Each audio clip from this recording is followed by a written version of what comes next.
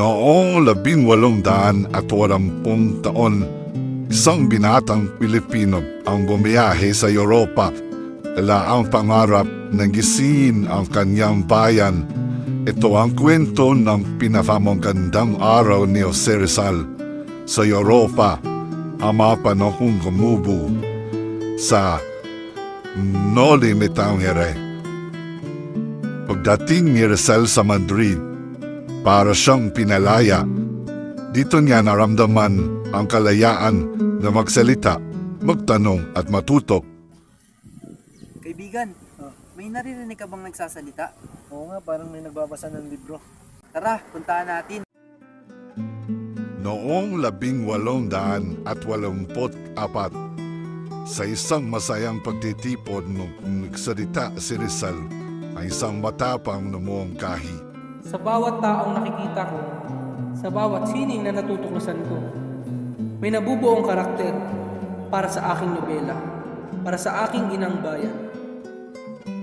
Sa katahimikan ng Heidelberg, at tapos ni Rizal ang pinakamahirap na parte ng kanyang misyon. Pebrero 21, 1886, at tapos niya sa wakas ang manuskrito ng Noli Me Tangere. Pero may problema, wala siyang paglilimbag.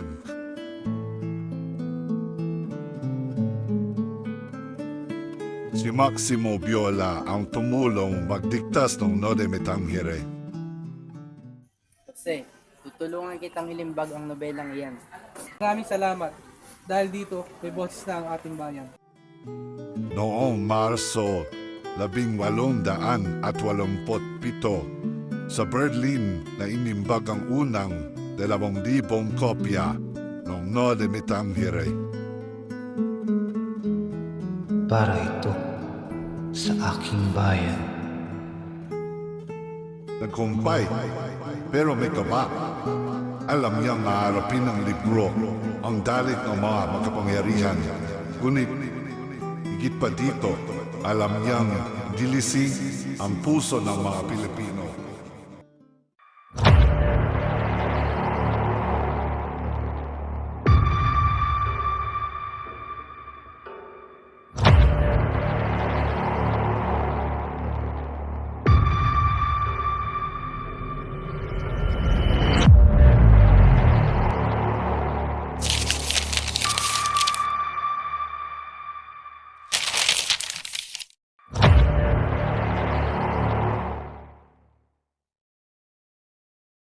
Akala nyo ba ang kapangyarihan